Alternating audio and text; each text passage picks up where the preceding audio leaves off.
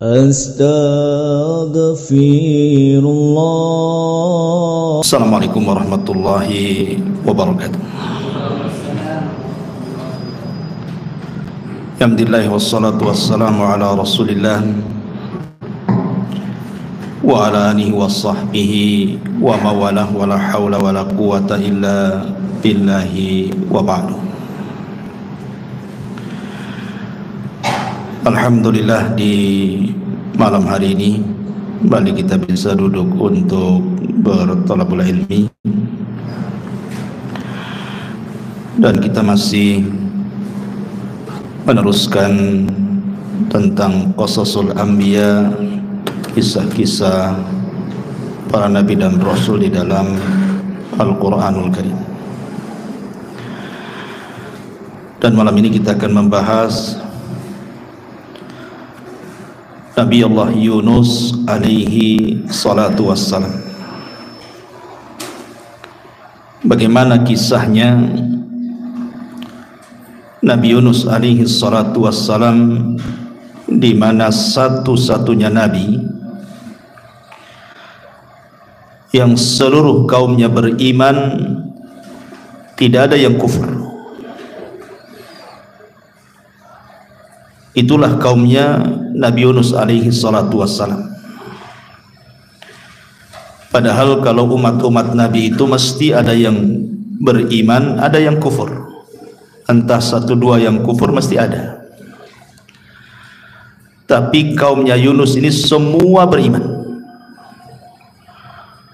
Tentu mengimankan hampir 100.000 lebih jiwa itu bukan perkara mudah. Tentu Nabi Yunus alaihi salatu wassalam penuh perjuangan untuk mendakwahkan dakwah tauhid kepada mereka, sehingga diakhiri dengan hidayah Allah subhanahu wa ta'ala masuk ke dada-dada seluruh kaum Nainawa, kaumnya Yunus alaihi salatu wassalam. Nabi Yunus alaihi salatu wassalam disebutkan di dalam Al-Quran itu 6 kali, dan 2 kali disebutkan dengan sifatnya. Pertama disebut dengan Dhunnun, dan yang kedua disebut Sahibul Hud. Nun itu artinya ikan, Hud juga artinya ikan. Adapun nasab beliau, Nabi SAW menyebut dengan sebutan Yunus ibn Matta, dan menjadi khilaf para ulama siapa Matta ini. Ada yang mengatakan Matta itu artinya ibunya. Jadi hanya ada 2 nabi dari seluruh nabi-nabi itu yang dinasabkan kepada ibunya, satu Isa ibnu Maryam, dan yang kedua Yunus ibn Matta. Ini satu pendapat. Tetapi pendapat yang rajih wallahu alam, sebagaimana disebutkan oleh Abul Faraj Al-Imam Ibnu Jauzi rahimahullahu taala, bahwa Matta itu bukan ibunya tetapi bapaknya. Dan Matta sendiri adalah keturunan daripada Yaqub alaihi salatu wassalam. Berarti Yunus ini adalah nabi dari nabi-nabi Bani Israel. Tapi ada juga yang mengatakan bahwa Yunus ini turunan daripada Binyamin. Binyamin ini saudara daripada Nabi Yusuf yang sekandung. Maka turunannya sampai kepada Nabi Allah Yunus ibn Matta alaihi salam. Adapun tempat diutusnya, Nabi Yunus alaihi salatu wassalam diutus ke sebuah kota namanya Mosul. Sekarang disebut Mosul, bahasa Arabnya disebut Musil.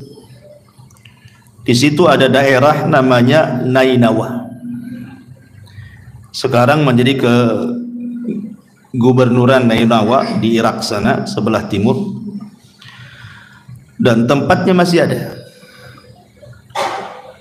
Ada yang mengatakan bahwa ketika itu raja yang berkuasa namanya Yerobeam ibn Yoas, itu menurut ahli kitab, tapi Quran tidak menyebutkan, hanya dikirim kepada Nainawa begitu saja dalam hadis Nabi SAW.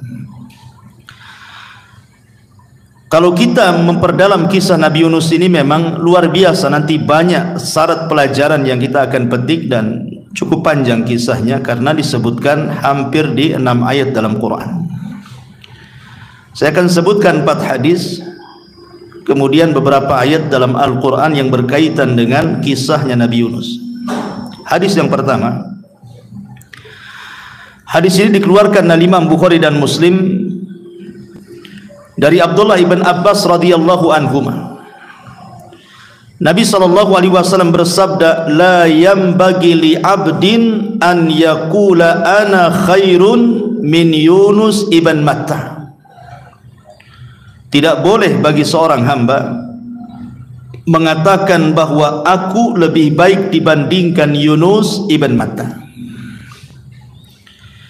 Bahkan dalam riwayat Abu Hurairah yang disahihkan oleh Syekh Nasiruddin Al-Albani rahimahullahu taala, Rasul mengatakan, ana man qala ana khairun min Yunus ibn Matta faqad kadzab. Barang siapa yang mengatakan saya lebih baik dibandingkan Yunus, maka dustakan kata-katanya. Sebagian para ulama ketika memahami dua hadis ini, bukan berarti kemudian Yunus lebih tinggi derajatnya atau lebih mulia dibandingkan Rasul, tidak. Boleh jadi kata para ulama, Nabi SAW mengatakan seperti ini karena belum tahu bahwa dia adalah afdalul anbiya, bahwa dia adalah seutama-utamanya Nabi, maka dia mengatakan seperti itu. Itu satu pendapat. Yang kedua, boleh jadi Rasul SAW mengatakan seperti itu karena tawadhu, karena Nabi SAW merendah dirikan dirinya dan tidak takabur, tidak sombong. Sebagaimana hadis Rasul mengatakan, ana sayyidu waladi ibni Adam yaumal qiyamah wala fakhr. Saya adalah pemimpin bagi seluruh anak-anak Adam dan saya tidak sombong. Artinya mengatakan seperti ini bukan dalam bentuk kesombongan, tetapi karena tawadhu dari sifat-sifat Rasul. Jadi Rasul ketika mengatakan, siapa yang mengatakan saya lebih baik dibandingkan Yunus, dustakan kata-katanya. Ini adalah perkataan bentuk tawadhu'nya Nabi sallallahu alaihi wasallam. Karena kenyataannya tentu Rasul jauh lebih mulia dibandingkan Nabi Yunus, ya. Karena beliau adalah ulul azmi, sayyidul anbiya'i wal mursalin. Adapun hadis yang masyhur yang nomor 2 yang sering didengar, la tufaddiluni ala Yunus ibn Matta, jangan kalian utamakan aku di atas Yunus ibn Matta. Hadis ini dikatakan oleh para ulama la asla lahu, tidak ada asalnya dalam lafaz seperti ini. Tetapi yang betul, yang rajih, yang sahih adalah hadis pertama yang saya tadi baca. Kemudian yang ketiga, disebutkan dalam musnad antara Utsman sedang duduk di masjid menghajat. Kemudian Sa'd bin Abi Waqqas mengucapkan salam, Assalamualaikum ya Utsman. Tapi Utsman tidak jawab.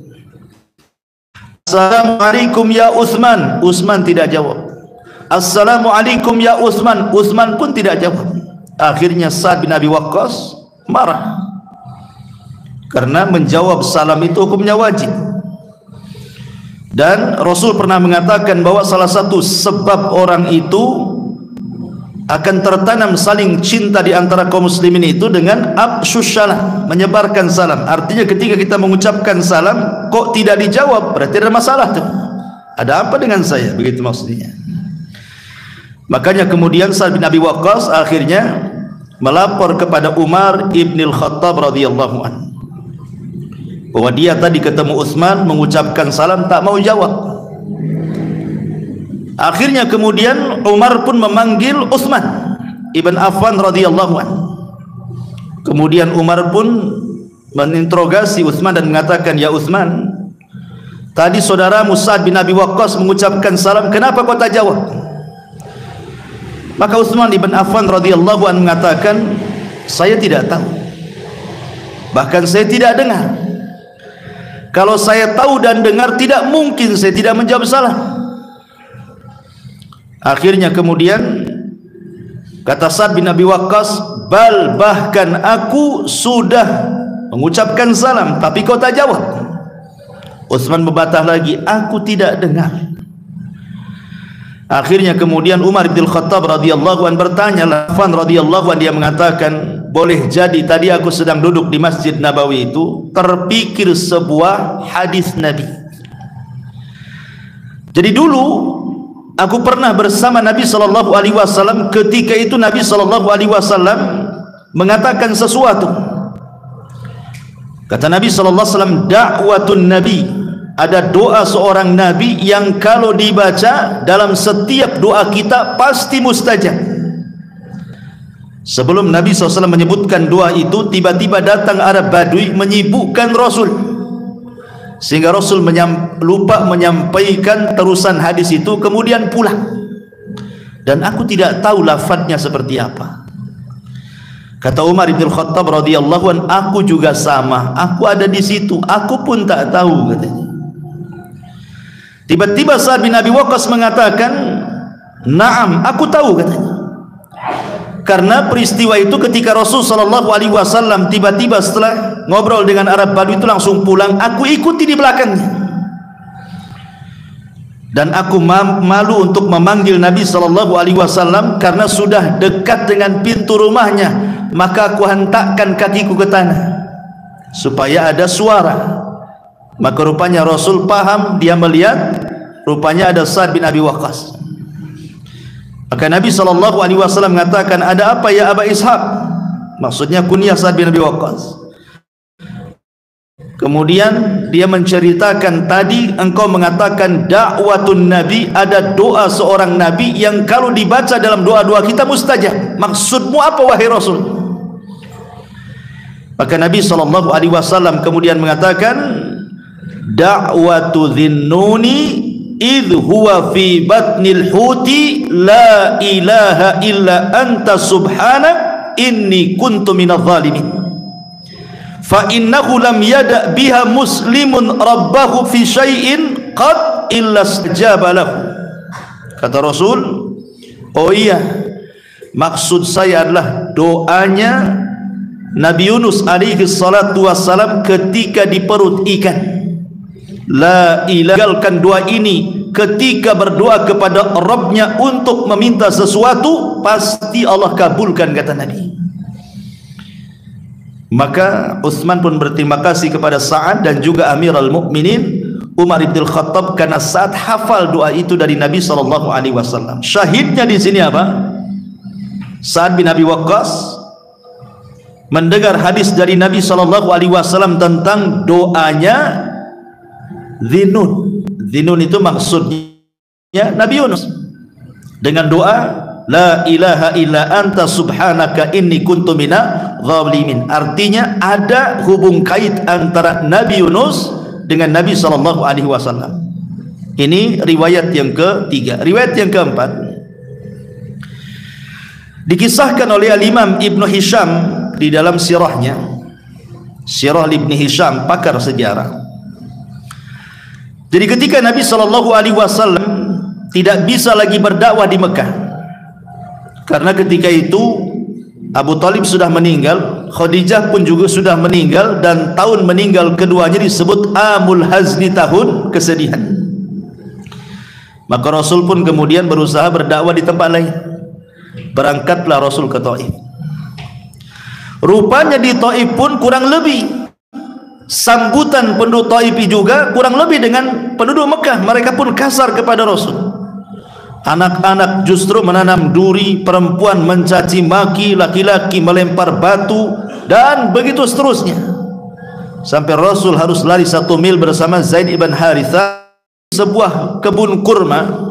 Kebun kurma ini yang punya adalah Utsbah dan Syaibah. Rasul istirahat di kebun kurma itu. bersama Zaid ibn Harithah dengan luka di badan. Tiba-tiba kemudian Utbah dan Syaibah ini merasa kasihan. Lah Utbah dan Syaibah ini punya budak namanya Adas. Adas ini bukan orang musyrik, dia orang Nasrani. Dia jadi budaknya Utbah dan Syaibah. Jadi Utbah dan Syaibah ini meminta kepada Adas, wahai Adas, saya kasihan dengan orang itu, maksudnya Rasul dan Zaid ibn Harithah, bawakan makanan ini kepada dia. Akhirnya Adas pun membawa makanan dari Utbah dan Syaibah untuk Nabi dan Zaid ibn Harithah. Ketika Nabi SAW memakan makanan itu, tiba-tiba Nabi SAW mengatakan Bismillah, menyebut nama Allah. Kemudian juga mengucapkan salam juga kepada Adas. Adas ini heran, karena setahu dia di Mekah itu tidak ada orang yang membahasakan seperti itu. Semua penyembah berhala, sementara dia kan Nasrani. Sehingga kemudian Adas ini bertanya, bagaimana engkau bisa mengucapkan kalimat itu kepada Rasulullah? Tapi Rasulullah SAW balik tanya kepada Adas, siapa namamu dan dari mana asalmu? Maka Adas mengatakan, saya Adas dan saya dari Nainawa, dari Irak. Ketika Nabi SAW mendengar bahwa Adas itu dari Nainawa, dari Irak, maka Nabi mengatakan, bukankah Nainawa itu adalah tempat akhi saudaraku? Kemudian Rasul mengatakan, dialah tempat saudaraku Yunus ibn Matta. Kagetlah Adas ini, karena Adas ini orang Nasrani. Kisah tentang Yunus itu masyhur di Nainawa sana. Kenapa orang ini tahu kisahnya? Kemudian Rasul menceritakan tentang Nabi Allah Yunus alaihi salatu wassalam di hadapan Adas. Makin takjub lagi Adas.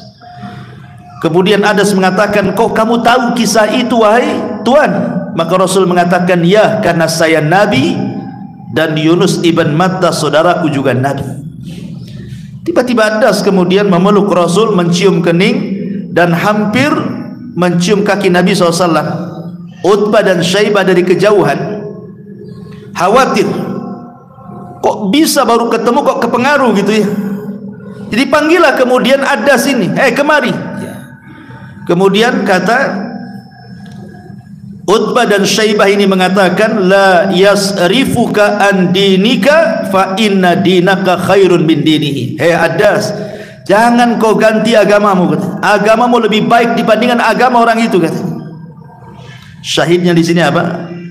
Nabi SAW menceritakan kisah Nabi Yunus di hadapan Adas, dan di sini tersebut tempat dakwah Nabi Yunus, Nainawa, Irak.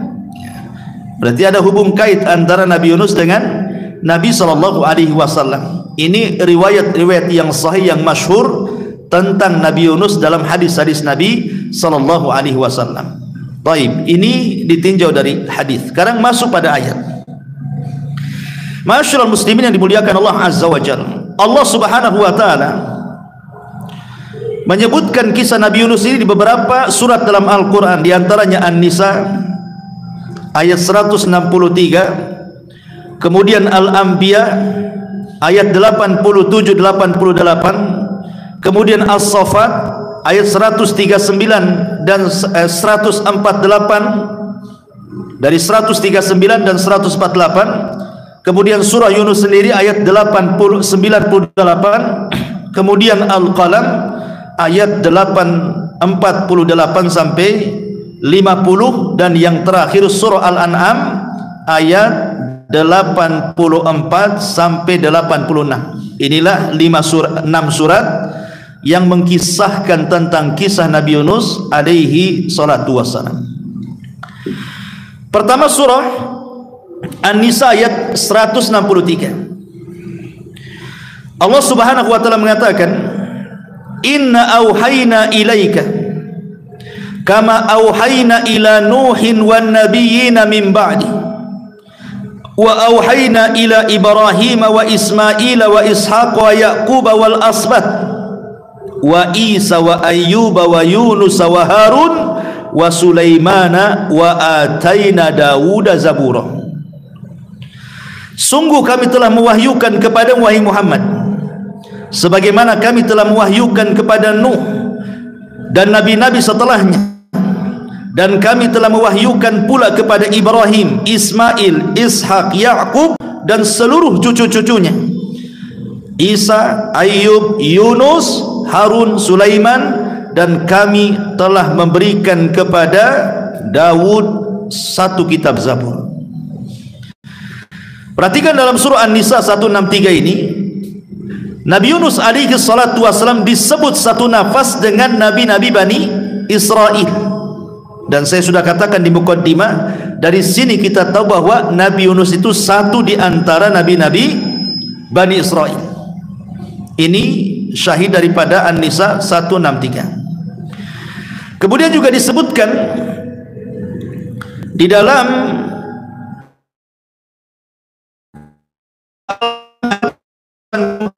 sampai 80. Wa wahabna lahu Ishaq wa Yaquba kullan hadaina wa Nuhan hadaina min qablu wa min dzurriyyatihi Dawud wa Sulaiman wa Ayyub wa Yusuf wa Musa wa Harun wa kadzalika nazil muhsinin wa Zakaria wa Yahya wa Isa wa Ilyasa kullun minas salihin wa Ismaila wal Yasa'a wa Yunusa wa Lutan wa kullan faddalna 'alal alamin. Dan kami telah menganugerahkan Ishak dan Yakub kepadanya, kepada keduanya masing-masing telah kami berikan petunjuk, dan kepada Nuh sebelum itu juga telah kami berikan petunjuk, dan kepada sebagian dari keturunan Nuh yaitu Daud, Sulaiman, Ayub, Yusuf, Musa dan Harun. Demikian pula kami memberikan balasan kepada orang-orang yang berbuat baik, dan Zakaria, Yahya, Isa, Ilyas semuanya termasuk orang-orang soleh, dan Ismail, kemudian Al-Yasa dan juga Yunus serta Lut, masing-masing kami lebihkan derajatnya di atas umat di masanya. Di sini pun tersebut kalimat Yunus dan dimasukkan dalam deretan nabi-nabi Bani Israel. Baik, adapun kisah yang lengkap, langsung kita masuk kepada kisah yang lengkap, adalah disebutkan di dua surat dalam Al-Quran. Pertama surah As-Saffat, dan yang kedua surah Al-Anbiya. Kita masuk pada surah Al-Anbiya ayat 87 sampai 88. Disinilah dimulai kisahnya Nabi Yunus. Baik, Allah Subhanahu wa taala mengatakan, wa dhannuni idh dhahaba mughadiban fadhanna an lan naqdira alayhi fanada fi dhulumati an la ilaha illa anta subhanak inni kuntu minadh dhalimin fastajabna lahu wa najjaynahu minal ghammi wa kadzalika nunjil mu'minin. Dan ingatlah kisah Dhunnun. Dhunnun maksudnya pemilik ikan. Dhu itu pemilik, nun itu artinya ikan. Tapi yang dimaksud di sini adalah Yunus alaihi salatu wassalam, sebutannya adalah Dhunnun. Ketika dia pergi dalam keadaan marah, lalu dia menyangka bahwa kami tidak akan menyulitkan kehidupannya, maka dia berdoa dalam keadaan yang sangat gelap. Tidak ada Tuhan selain Engkau, Maha Suci Engkau, sungguh aku termasuk orang-orang yang zalim.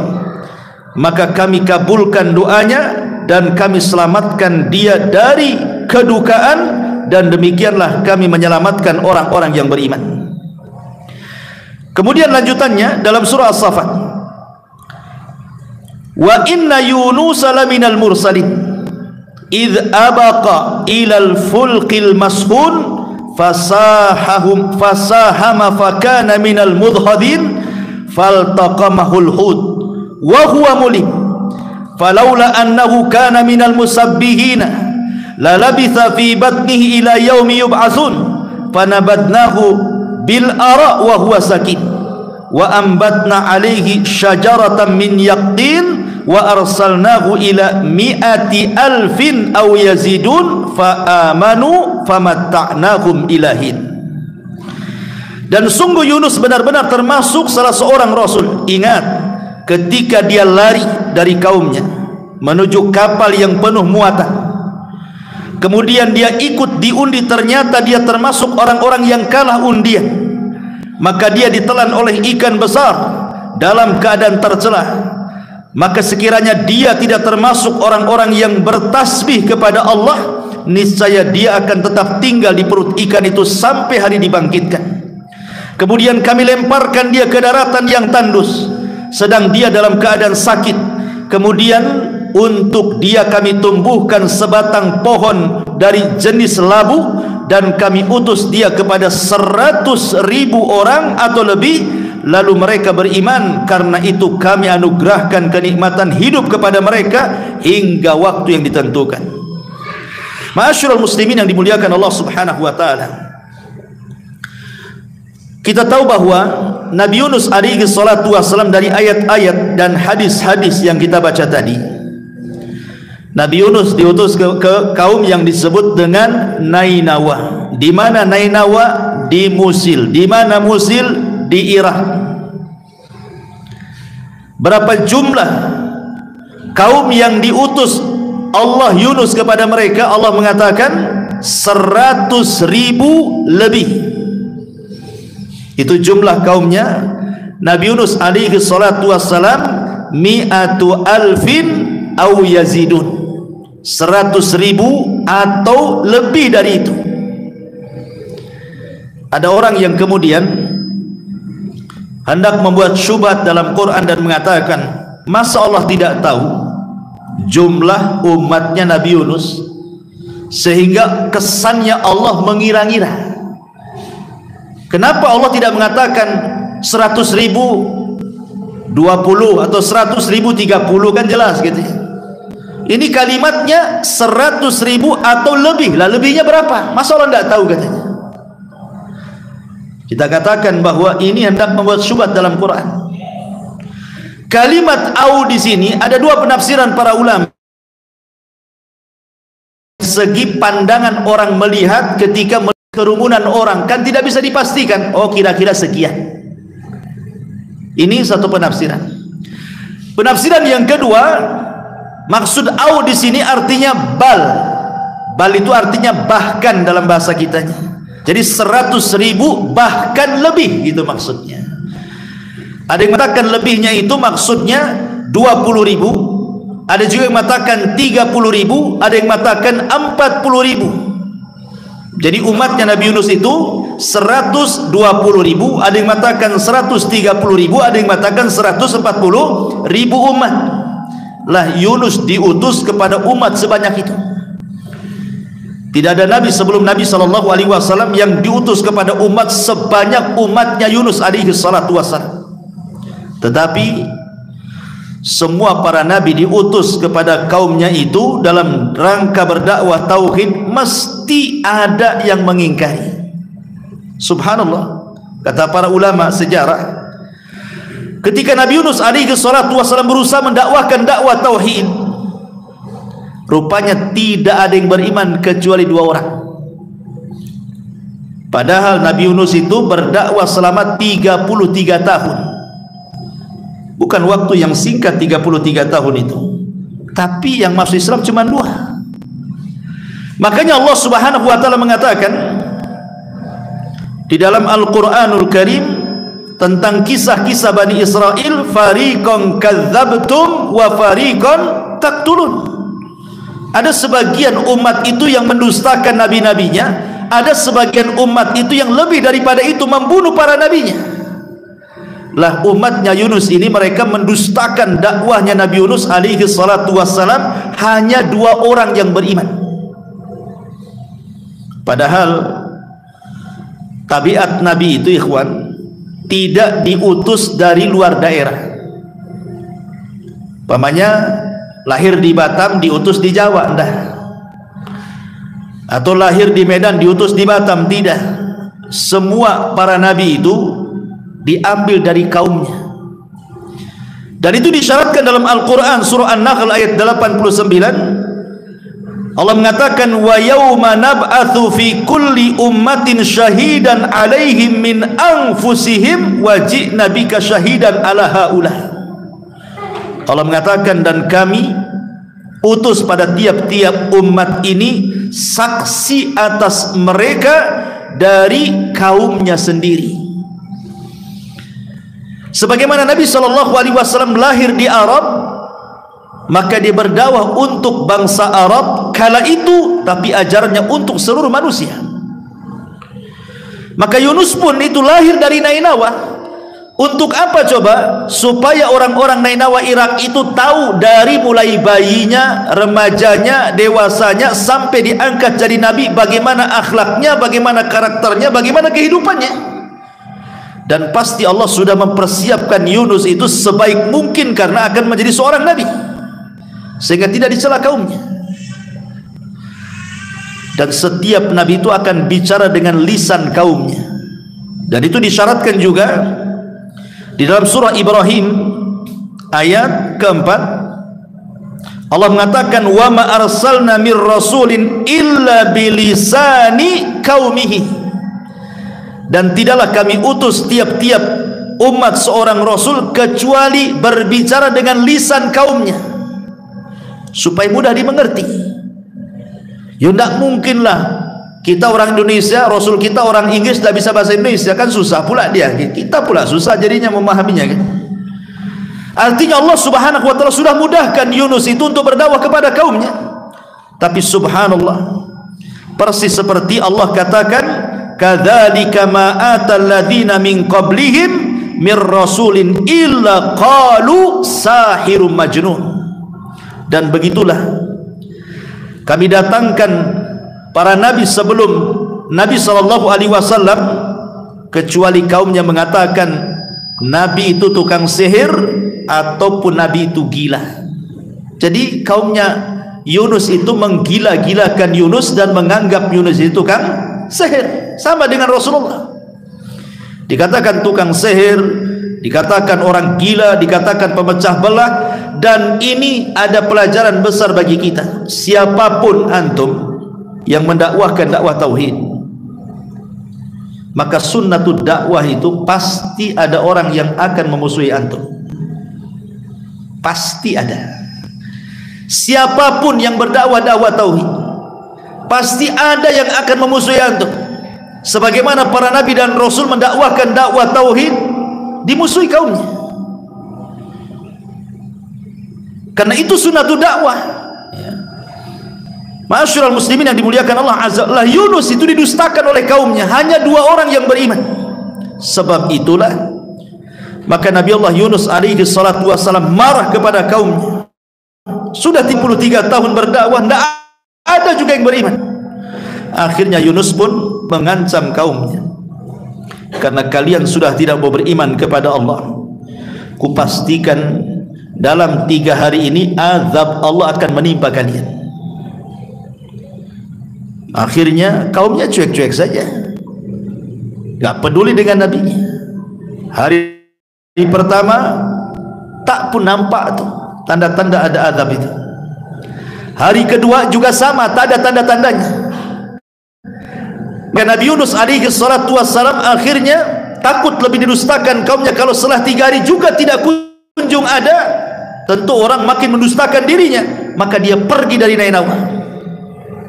Rupanya ketika Yunus pergi itu hari ketiga, Allah Subhanahu wa ta'ala memperlihatkan azabnya kepada penduduk Nainawa dengan dikirim awan hitam yang siap menggulung mereka. Dari situlah kemudian tokoh-tokohnya, raja yang berkuasa dan juga tokoh-tokohnya, mereka baru sadar bahwa selama ini kita sia-siakan Nabi di tengah-tengah kita. Kita tidak beriman kepada dia sampai dia pergi.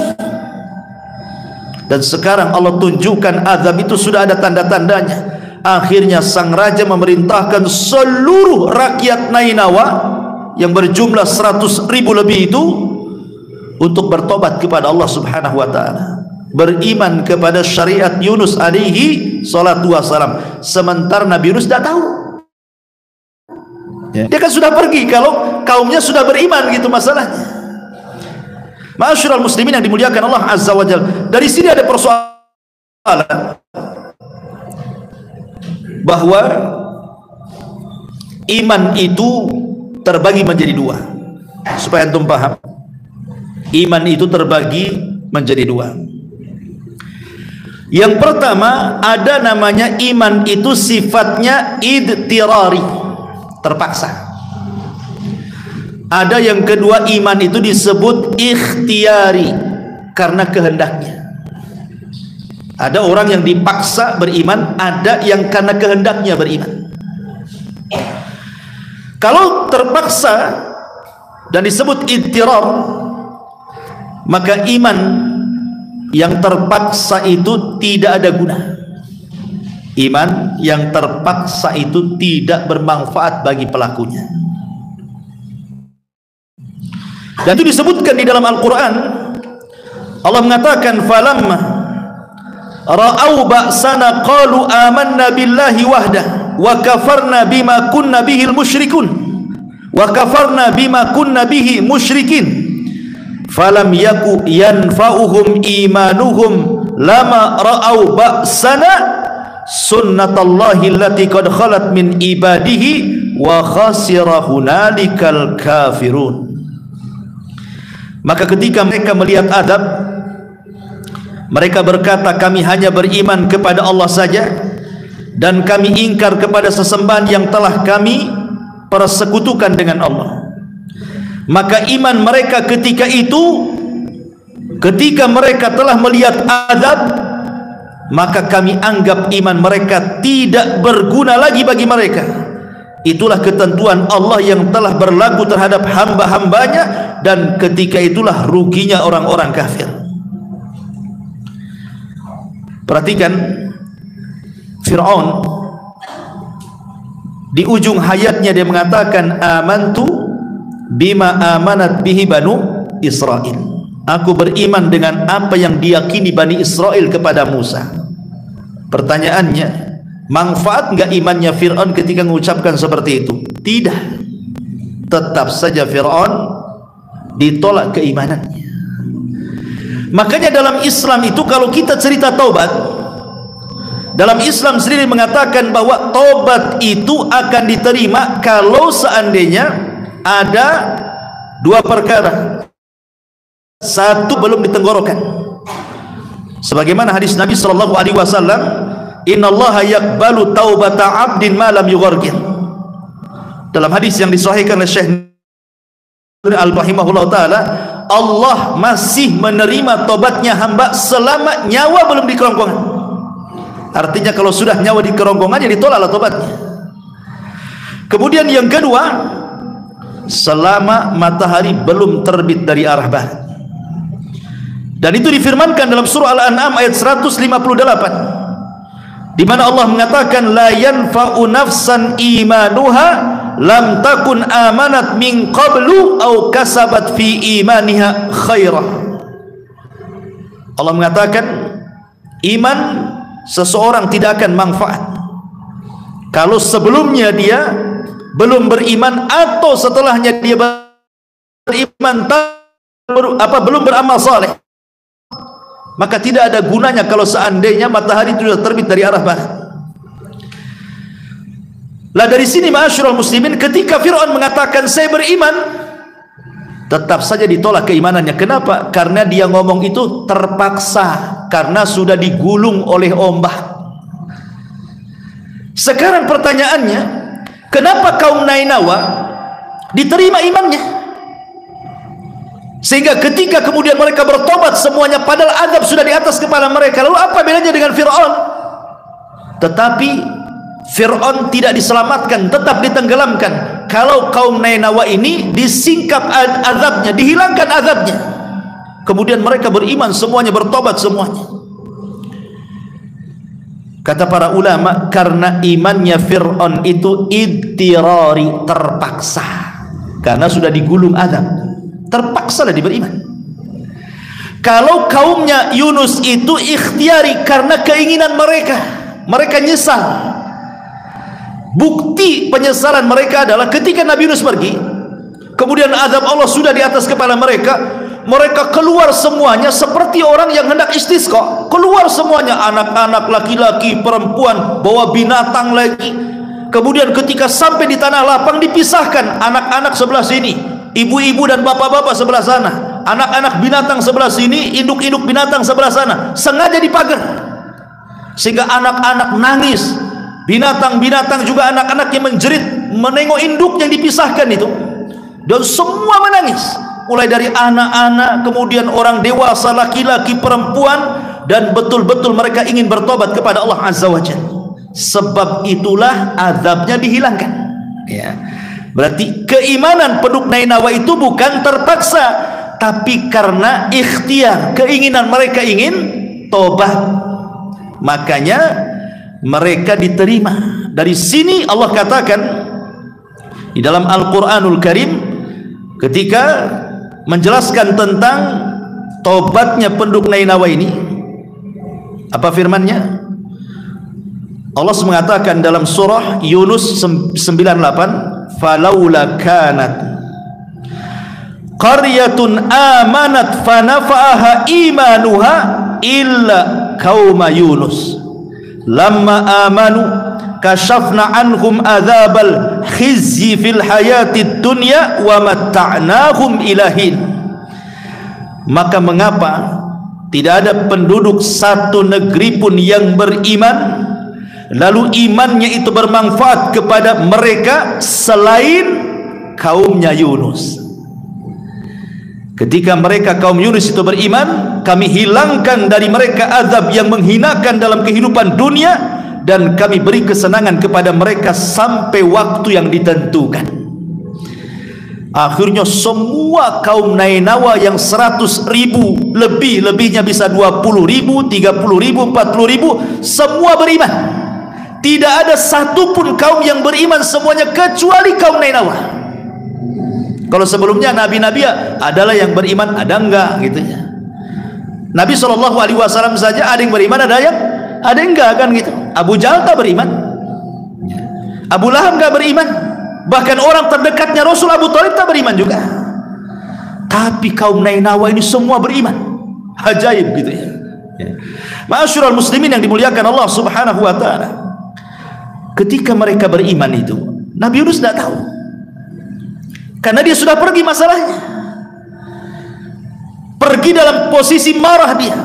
Makanya tadi Allah Subhanahu wa taala katakan wa dzannun, dan Nabi Yunus alaihi salatu wassalam, dzunnun itu idzahaba mughadibah, dia pergi dalam kondisi marah.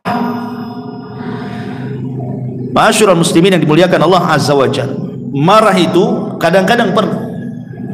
Sebagaimana Nabi SAW dikisahkan oleh Aisyah radhiyallahu anha ummul mukminin, apa kata Rasulullah? Kata Aisyah radhiyallahu anha, ma daraba Rasul sallallahu alaihi wasallam syai'an qad biyadi wala imra'ah wala imra'atan wala khadiman illa an yujahida fi sabilillah. Rasul itu tidak pernah memukul dengan tangannya sedikit pun, baik kepada istri-istrinya ataupun kepada pembantu-pembantunya, kecuali dalam rangka jihad. Kalau dalam jihad dia harus mengayunkan pedang lah. Kemudian kata Aisyah di ujung hadis, ya, dia mengatakan wa manila minhu syai'un qad fayantakimu min sahibihi illa an yantahika syai'un min maharimillah fayantakimu lillahi azza wajalla. Dan Rasul tidak pernah marah untuk membalas sesuatu dengan kemarahannya, kecuali kalau di hadapan ada orang-orang merobek kehormatan Allah. Kalau ada orang-orang yang merobek kehormatan Allah, melanggar yang diharamkan Allah Subhanahu wa taala, di sini Rasul marah. Rasul marah. Makanya ketika ada seorang wanita dari Bani Mahzumah, wanita ini anak pejabat, mencuri ketahuan. Kemudian orang-orang dari Bani Mahzum mengatakan, cobalah seseorang datang kepada Rasul, janganlah, dia kan wanita mulia, anak pejabat, masa mau dihukum dipotong tangan, kasihanlah dia. Akhirnya orang-orang ini mengatakan, coba kalau kalian datangi Usama bin Zaid. Bukankah Usama bin Zaid itu sahabat yang paling dicintai Nabi, karena dia anak daripada Zaid ibn Harithah, anak angkatnya. Coba lobby dia, mudah-mudahan berhasil agar Rasul tidak menghukum wanita pejabat dari Bani Makhzumah itu. Maka kemudian Usama datang kepada Rasul menceritakan bahwa dia diutus oleh Bani Makhzum supaya Rasul jangan menghukum wanita yang mencuri itu, karena wanita itu anak pejabat. Maka Nabi SAW marah dan mengatakan, innama ahlakal ladzina qablakum annahum kanu idza saraqa fihim asy-syarib tarakuh wa idza saraqa fihim adh-dhaif aqamu alaihi al-had wa aimullah law Fatimah binta Muhammadin saraqat laqata'tu yadaha, kata Rasul. Kata Nabi SAW, enak saja hancurnya umat sebelum kalian, kata Rasul, apabila pencurinya orang-orang mulia, kalian tinggalkan hukumannya. Apabila pencurinya orang-orang lemah, kalian pula tegakkan hukumannya. Demi Allah, kalau seandainya Fatimah putri Muhammad mencuri, ku potong sendiri tangannya. Bisa. Marah itu penting kalau dalam masalah melihat kemungkaran, ikhwan.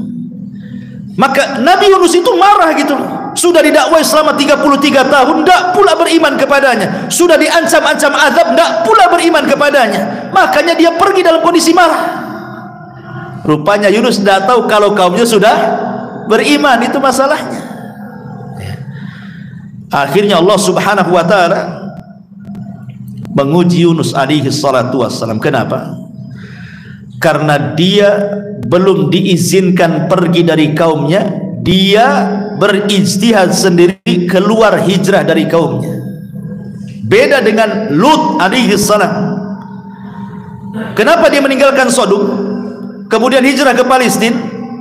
Karena Allah Subhanahu wa ta'ala sudah mengutus 3 malaikat memberitahu kaum Lut dan memberitahu Nabi Lut bahwa ni subuh akan datang azab kepada kaummu, kau pergi. Berarti Nabi Lut diizinkan kan? Makanya dia pergi. Setelah pergi datanglah azab oleh Allah Subhanahu wa ta'ala lewat malaikat Jibril dengan satu sayapnya. Diangkatnya kaum Sodom ke langit, kemudian dihujani meteor, kemudian ditumpahkan lagi ke bumi, dan sekarang jadi laut mati. Lut keluar hijrah karena ada izin. Nabi Ibrahim alaihi salatu wassalam berdakwah kepada Namrud di Irak. Dia tidak bisa lagi mendakwai mereka, dan Allah sudah izinkan untuk hijrah. Maka Ibrahim hijrah ke Syam, ke Palestina, kemudian ke Mesir, sampai ke Jazirah Arab. Termasuk Nabi Musa, dia hijrah karena dia tidak bisa lagi untuk mendakwahi orang-orang Mesir di bawah kekuasaan Fir'aun dan membahayakan Bani Israel. Perintahkan Musa untuk hijrah dari Mesir ke mana? Ke Palestina. Jadi nabi-nabi ini diizinkan hijrah, makanya tidak diuji oleh Allah. Termasuk Nabi kita Muhammad SAW hijrah dari Mekah ke Madinah karena memang tidak bisa lagi berdakwah di Mekah. Makanya ketika dia mendatangi Abu Bakar Siddiq radhiyallahu anhu, mengatakan, qad adina li bil hijrah ya Abu Bakrin. Abu Bakar, Allah sudah izinkan aku hijrah. Kata Abu Bakar, as-suhbatu suhbatu Rasul.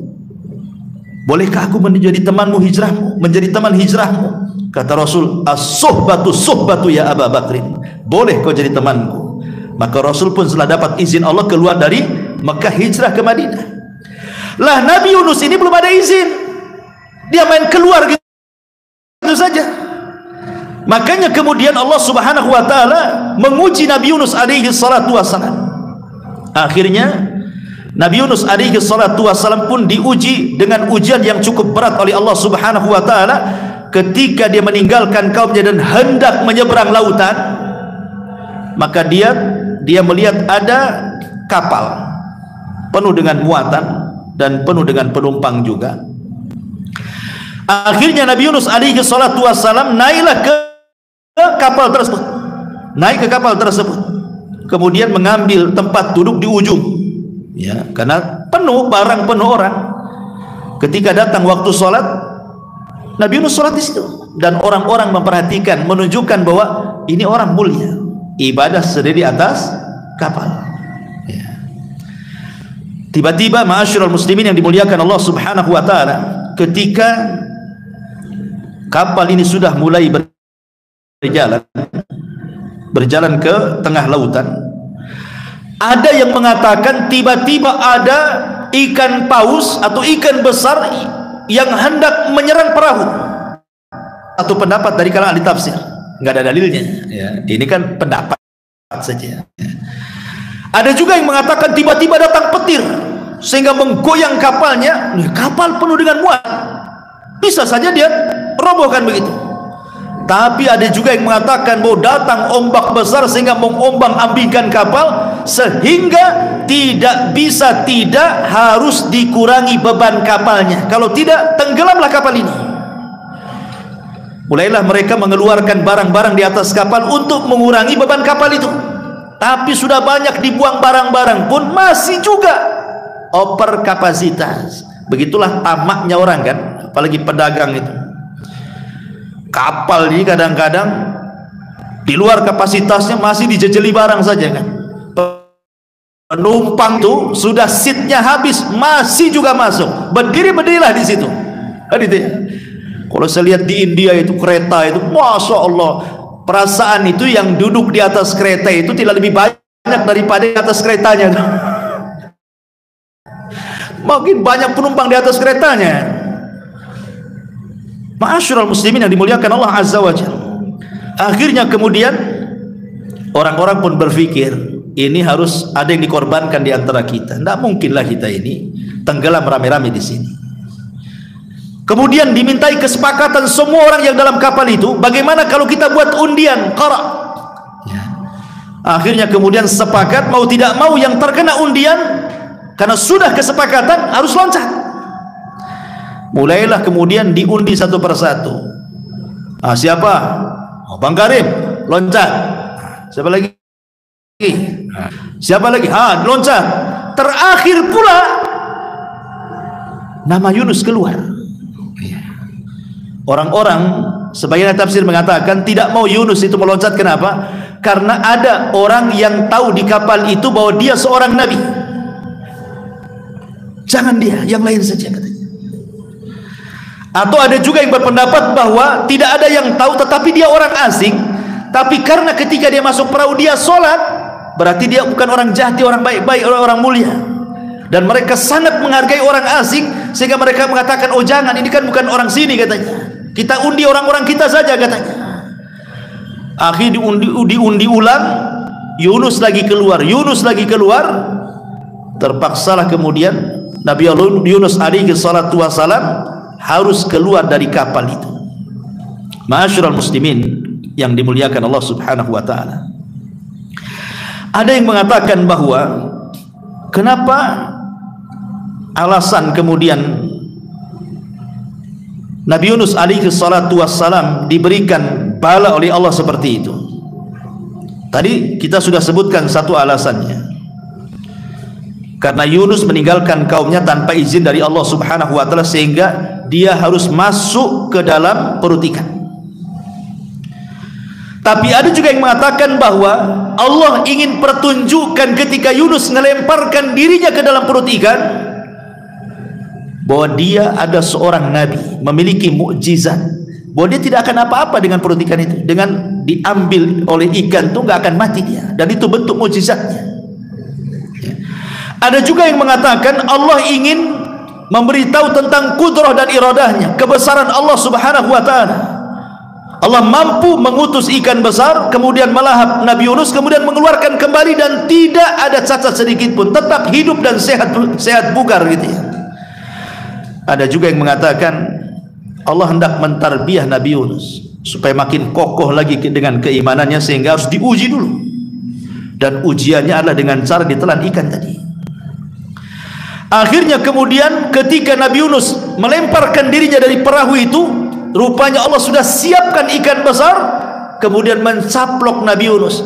Tapi Allah katakan kepada ikan itu, ikan, kau tidak boleh memakan dagingnya dan tidak boleh merontokkan tulangnya, dan itu bukan rizkimu. Sehingga ikan itu hanya menelan saja, karena Allah sudah perintahkan jangan memakan dagingnya, jangan merontokkan tulangnya, dan itu bukan rizkimu. Ya ditelan gitu saja. Bahkan ada sebagian ahli tafsir mengatakan ikan yang makan Nabi Yunus dimakan ikan lebih besar lagi, ikan dalam ikan lagi. Bayangkan. Jadi ikan ini makan Nabi Yunus, datang lagi ikan, dicaplok lagi ikan yang makan ikan Nabi Yunus. Dari sinilah kenapa Allah Subhanahu wa taala mengatakan wa nada fi dhulumat, pakai jamah. Dan Nabi Yunus berdoa kepada Allah dalam kegelapan-kegelapan. Zulumat jama' artinya Yunus masuk dalam 3 kegelapan. Kegelapan di perut ikan, kegelapan di dasar laut, kegelapan di tengah malam. Masuk ikan itu ke dalam dasar bumi, ke dalam dasar lautan itu. Ma'asyiral muslimin yang dimuliakan Allah Azza wa Jalla, berapa lama Yunus ini di perut ikan itu, dan apa yang dimakan sehingga dia tidak mati di dalamnya? Sebagian ahli tafsir sebagaimana disebutkan Imam Ibnu Katsir di dalam tafsirnya membawakan beberapa pendapat para ulama. Di antaranya ada yang mengatakan Nabi Yunus itu tinggal di perut ikan arba'ina yauman, 40 hari. Dan ini pendapat Sa'id ibn Abil Hasan al-Basri. Kemudian yang kedua, ada juga yang mengatakan sab'ata ayamin wa qila thalathata ayam. Ada yang mengatakan tidak sampai 40 hari. Nabi Yunus itu hanya 7 hari atau 3 hari. Dan ini pendapat Imam Atha dari Ja'far As-Sadiq. Ada juga yang mengatakan Nabi Yunus alaihi salam itu di perut ikan, dia masuk di waktu duha, ditelan di waktu duha gitu ya. Kemudian di waktu ketika tenggelam matahari dilepehkan sama ikan. Jadi hanya 1 hari saja, tidak sampai 40 hari, apalagi 7 ataupun 3 hari, cuma sehari saja. Wallahu alam, tidak ada dalil yang jelas masalah ini, kan ijtihad. Tetapi yang masyhur dari kalangan para ulama hanya 2 pendapat. Dimakan di waktu duha, dilepehkan di sore hari, dan juga pendapat yang mengatakan 3 hari di perut ikan. Itu yang masyhur ya, di perut ikan itu 3 hari. Lalu apa yang dimakan 3 hari pun kalau di perut ikan dasar lautan? Kalau tidak makan ya gemetar juga lah kita. 1 hari antum tak makan ya gemetar. Makan makanan yang dimakan ikan yang dalam perutnya ya nggak ada cerita juga itu. Artinya wallahu alam, yang jelas Allah buat Nabi Yunus itu hidup di dalam perut ikan. Bahkan ketika Nabi Yunus alaihi salatu wasallam di perut ikan itu, dia sadar dia itu hamba Allah yang sudah bermaksiat kepada Allah Azza wa Jalla. Akhirnya ketika dalam perut ikan itu, dia berjanji dalam perut ikan itu dia akan membuat tempat khusus untuk sujud, buat masjid dalam perut ikan itu. Dan dia mengatakan, aku akan jadikan perut ikan sebagai masjidku, sehingga tidak ada manusia yang pernah sujud di dasar lautan kecuali aku, katanya. Maka Nabi Yunus pun kemudian bertasbih dalam perut ikan. Makna tasbih itu artinya sholat. Nabi Yunus itu sholat di perut ikan. Kenapa? Nabi SAW dikisahkan oleh Jabir bin Abdullah radhiyallahu anhu, kana Nabi SAW idza hajabahu amrun fazi'a ila salah. Rasul itu kalau ada masalah yang tidak bisa keluar, maka sebagai penyelesaiannya Rasul langsung salat.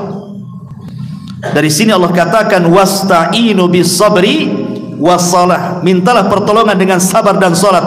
Artinya kalau antum ada masalah, dan semua kita pasti ada masalah, maka minta masalah ini diselesaikan oleh Allah Azza wa Jalla, karena dia yang mengirim masalah, dia yang akan mengurai masalah. Caranya gimana? Sholat, berdoa dalam sholat agar masalah kita cepat diselesaikan. Itu yang dilakukan Nabi Yunus alaihi salatu wasallam dalam kegelapan. Maka Yunus alaihi salatu wasallam di dalam 3 kegelapan itu, dia berusaha meminta pertolongan kepada Allah Azza wa Jalla dengan cara apa? Bertasbih. Awalnya Yunus ini ragu-ragu, mungkinkah Allah mendengar tasbih dia sementara dia berada di perut ikan di dasar lautan di tengah malam? Tapi Allah perdengarkan tiba-tiba tasbihnya penduduk laut yang ada dasar laut. Tiba-tiba Yunus mendengar tasbihnya batu, tasbihnya ikan, macam-macam bertasbih. Dari sayup-sayup kedengaran orang ada makhluk yang bertasbih. Ya, karena Allah mengatakan wa im min kulli syai'in illa yusbihuna bihamdi. Tidak ada satupun yang Allah ciptakan di permukaan bumi kecuali semua makhluknya bertasbih kepada Allah. Tetapi kan kita tidak tahu bagaimana tasbih mereka. Tapi Yunus diperdengarkan. Maka sejak dia diperdengarkan tasbih itulah, maka dia pun kemudian berdoa dan bertasbih kepada Allah Subhanahu wa taala, la ilaha illa anta subhanaka inni kuntu minadh dhalimin. Subhanallah. Nabi Yunus alaihi salatu wasallam tidak berdoa tapi berzikir.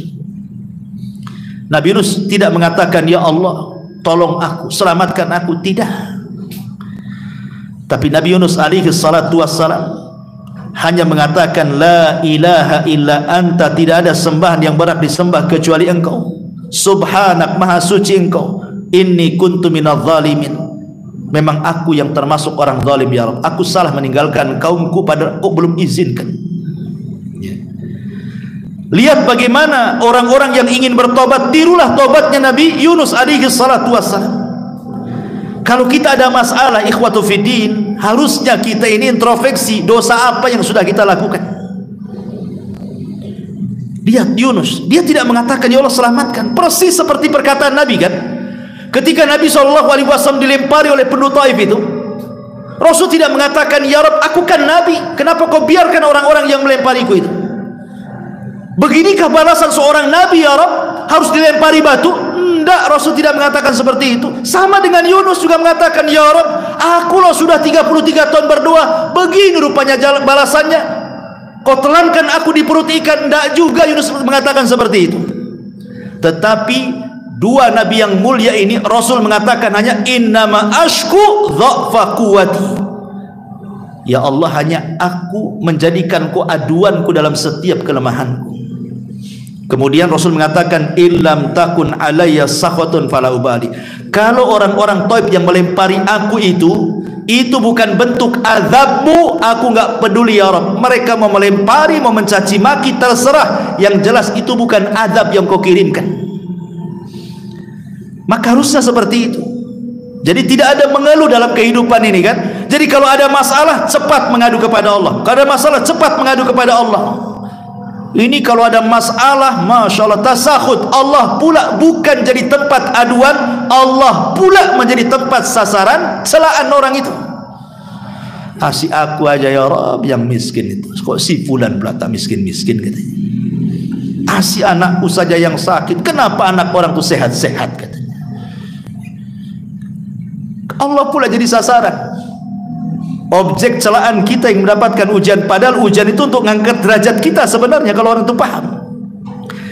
Lah Nabi Yunus ini mengajarkan sebuah pelajaran luar biasa juga. Apa itu? Man istajala qabla awanih uqiba bihirmani. Barang siapa yang bersegera untuk mendapatkan sesuatu belum waktunya, maka Allah akan hukum dengan diharamkan keinginannya. Contoh, anak ingin dapat waris orang tuanya, lama kali bapak ini mati nih, kasihlah racun di kopinya, mati bapaknya. Dapat waris? Tidak, karena kaidahnya siapa yang bersegera ingin mendapatkan sesuatu belum waktunya, justru diharamkan keinginannya, warisnya haram selamanya, gak dapat dia. Contoh yang kedua, ada orang ngebet ingin kawin, nampak nih wanita yang saya cintai dah cerai sama suaminya nih. Ini kesempatan lagi, saya lamar dia. Tapi wanita itu kan baru diceraikan, belum habis masa idah. Harusnya tunggu dulu masa idahnya baru nikahi. Ini enggak, karena sudah ngebet. Udah cerai belum? Udah bang 2 hari, besok kita kawin katanya. Kawin, justru tidak sah perkawinannya. Kenapa? Karena dia menikah di waktu wanita itu belum keluar idahnya. Berarti hukumannya apa? Ketika dia nekat nikah, maka selamanya diharamkan wanita di sampai kiamat. Kenapa? Man istajala qabla awanih uqiba bihirmani. Kalau tergesa-gesa ingin mendapatkan sesuatu belum waktunya, justru diharamkan keinginannya. Artinya bahwa Yunus ini tergesa-gesa, makanya kemudian diberikan ujian. Makanya Nabi SAW mengajarkan kepada kita dari kisah Nabi Yunus itu, disebutkan dalam surah Al-Qalam itu kan, wala takun kasahibil huti idnada wa huwa maqdum.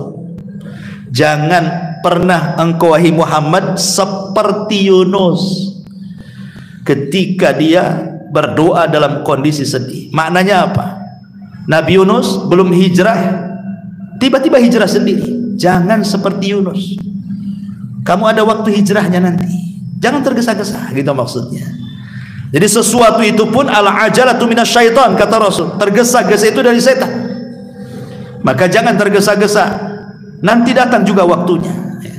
Ma'asyiral muslimin yang dimuliakan Allah Azza wa Jalla. Kemudian juga pelajaran lain apa? Ini juga pelajaran yang luar biasa dari Yunus alaihi salatu wassalam ketika di perut ikan itu. Apa itu? Nabi Yunus alaihi salatu wassalam bertasbih di perut ikan. Yang tasbihnya itu terdengar sampai ke langit. Disebutkan dalam hadis dhaif, tapi hadisnya dhaif. Para malaikat di langit itu mendengar ada suara sayup-sayup dari dasar lautan. Sehingga satu malaikat dengan malaikat yang lain itu saling bicara. Kayaknya kita semua kenal lah suara itu. Itu suara siapa itu?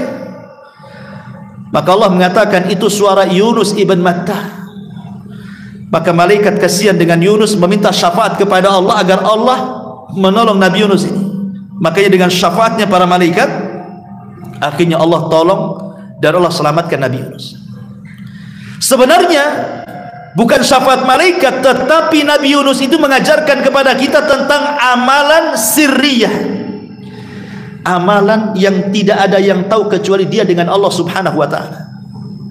Siapa yang tahu Nabi Yunus dalam perut ikan bertasbih? Mau riak sama siapa? Ketika itu belum ada handphone, kecuali Nabi Yunus bawa handphone ke dalam perut ikan selfie, ya mungkin ya. Nggak ada handphone di zaman itu. Mau riak sama siapa di perut ikan dasar lautan lagi, di kegelapan malam lagi? Jadi murni dia ikhlas lillahi ta'ala. Dia sujud bertasbih, la ilaha illa anta subhanaka inni kuntu minadh dhalimin. Kata para ulama, di antara manfaat amalus sir, amal yang tidak terang-terangan, yang tahu hanya kita dengan Allah saja, salah satunya adalah daf'ul bala, bahwa Allah subhanahu wa ta'ala akan mencegah adanya bahaya yang akan menimpa kita, dan kita bisa keluar dari bahaya itu. Contohnya apa? Seperti kisah Ashabul Ghar. 3 orang yang masuk ke dalam gua, tiba-tiba batu datang menutup pintu gua, tidak bisa keluar orang ini. Mereka mengatakan matilah kita di sini, katanya. Akhirnya tiga-tiganya azam untuk bertawasul dengan amalus sir, amal-amal rahasia yang tahu hanya mereka dengan Allah saja, dengan birrul walidain, dengan sedekah dan amanah, dan dengan menjaga kehormatan. Tiba-tiba batu menggelinding dan mereka bisa keluar. Ya, sama dengan Nabi Yunus ini. Dia melakukan amalus sir di dalam perut ikan, akhirnya Allah selamatkan. Makanya pentinglah dalam hidup kita ini ada amalan-amalan yang tidak ada yang tahu kecuali Allah saja. Gunanya apa? Di saat kita lagi kesulitan, kita bertawasulah dengan amalan itu. Ya Rabb, dulu aku pernah sholat malam, gak ada yang tahu kecuali aku saja, dan aku ikhlas. Aku lagi susah nih ya Rabb, tolong. Kan enak ya. Tapi masalahnya, amalan mana di antara amalan kita yang tersembunyi, ikhwan? Semua tampak masalahnya. Sholat kalau bisa orang tahu, sedekah kalau bisa orang muji, gitu ya. Haji kalau bisa orang tahu, kemudian disebut Pak Haji, Bu Haji, dan begitu seterusnya. Kayaknya amalan kita ini maunya itu dibicarakan. Kembali bahwa setelah itu kemudian Nabi Yunus alaihi salatu terus bertasbih. Akhirnya Allah katakan, faltaqamahul hut wa huwa mulim falaula annahu kana minal musabbihin la labisa fi batnihi ila yaumi yub'atsun. Maka dia ditelan oleh ikan besar dalam keadaan tercela, maka sekiranya dia tidak termasuk orang-orang yang bertasbih kepada Allah, niscaya dia tidak akan pernah keluar dari perut ikan itu sampai kiamat dibangkitkan. Tapi karena dia seorang nabi yang bertasbih, maka Allah keluarkan dia dari perut ikan. Ikan naik ke atas, dilepehkan Nabi Yunus. Di mana coba? Di tanah tandus. di tanah tandus, nggak ada apa-apa di situ. Nggak ada pohon, nggak ada binatang, nggak ada makanan, nggak ada minuman. Padang tandus, padang pasir, dilepaskan di situ. Ada yang mengatakan kondisi Yunus seperti bayi baru dilahirkan itu, lemes. Ya. Akhirnya Allah Subhanahu Wa Taala disebutkan dalam ayat selanjutnya, Allah tumbuhkan satu tumbuhan. Apa itu? Fanabadnahu bil ara wa huwa fa'ambatna alaihi syajaratan min yaqtin, dan kami tumbuhkan untuk dia sebatang pohon dari jenis labu. Jadi ketika dilepaskan kan masih lemas dia, tiba-tiba Allah tumbuhkan satu tumbuhan di dekat kepalanya. Kemudian tumbuhan itu menutupi wajahnya, menutupi badannya itu. Tiba-tiba cepat aja dia tumbuh. Daunnya membesar, kemudian langsung berbuah. Enak tuh kalau kita punya biji labu, ya kan? Pagi tanam, sore panen. Nah, tapi kan tak ada. Ya, ini kan cerita-cerita mukjizat, ya kan? Atau nanam pohon mangga, pagi tanam peloknya, besok pula dah panen. Mangga ajaib itu. Ya. Lah Yunus diletakkan pohon labu. Sedikit faedah labu kata para ulama. Labu ini ad-dawa wasyifa wal ghada. Buah-buahan sejenis labu itu dikatakan oleh para ulama dia adalah ad-dawa, bisa jadi obat. Asyifa bisa jadi stamina kesehatan, al-ghada bisa jadi makanan. Dan Nabi SAW sangat mencintai labu. Sebutkan dalam hadis, kana Nabi SAW yuhibbuhu wa yaqul innaha syajaratu akhi Yunus. Nabi itu suka makan labu dan dia katakan inilah makanan saudaraku Yunus. Bahkan Anas bin Malik radhiyallahu mengatakan, suatu ketika aku diundang makan bersama Nabi SAW. Tiba-tiba Rasul dalam makanan itu, dalam lauknya mencari-cari lauk labu. Dan Anas memperhatikan, ya, rupanya Rasul suka labu. Sejak itulah kata Anas, aku disukakan labu karena Rasul suka dengan labu. Gak tahu antum suka labu atau enggak nih? Nabi suka. Kenapa? Ada yang mengatakan bahwa labu ini bermanfaat. Kalau di Arab sana, Rasul itu selalu mencampurkan makanan labu dengan kurma. Jadi makan bareng-bareng tuh, labu, kurma langsung dimakan. Kenapa? Karena kurma itu membawa panas, labu itu membawa dingin. Jadi kalau makan kurma terus-terusan di musim panas, tensi darah naik. Tapi kalau makan labu terus-terusan di musim dingin, tensi darah merendah. Bisa darah rendah, datang penyakit darah rendah akhirnya. Ketika mencampurkan yang panas dan dingin, stabilah itu tekan darah itu. Itu dari segi kesehatan. Lah kenapa kemudian labu itu dikatakan oleh para ulama asyifa wad dawa wal ghada? Dia obat, stamina dan makanan. Itu pula yang ditumbuhkan di samping Nabi Yunus itu. Makan labu dia. Makanya setelah makan ada tenaga. Ketika itulah maka Nabi Yunus alaihi salatu wassalam pertama dia berjumpa dengan penggembala kambing. Kemudian dia cerita, akhirnya penggembala kambing ini menceritakan tentang kisah Nainawa, bahwa mereka sudah beriman semuanya. Senanglah Yunus. Maka Yunus pun kemudian kembali ke Nainawa, terus mengokohkan keimanan Nainawa yang jumlahnya 100.000, ada yang mengatakan 100.000 dan bahkan lebih-lebihnya bisa 20.000, 30.000, 40.000, semua beriman kepada Allah, dan Allah berikan nikmat yang melimpah kepada kaum Nainawa kala itu, sampai akhirnya Allah takdirkan Nabi Yunus meninggal dunia. Tetapi ya, yang namanya kaum-kaum dulu diceritakan dalam Al-Quran, setelah meninggal nabinya, sedikit demi sedikit mereka pun kufur kepada Allah Subhanahu wa ta'ala. Maka setelah mereka kufur, Allah utus lagi seorang nabi setelah Yunus alaihi salatu wassalam. Siapa nabinya? Ya tunggu minggu depan. Wallahu alam. Ini yang bisa sampaikan tentang kisah Nabi Yunus alaihi salatu wassalam. Mudah-mudahan banyak pelajaran yang kita petik dari kisah ini. Subhanakallah bihamdika asyhadu an la ilaha illa anta astaghfiruka wa atubu ilaik. Allahu ta'ala alam. Assalamualaikum warahmatullahi wabarakatuh.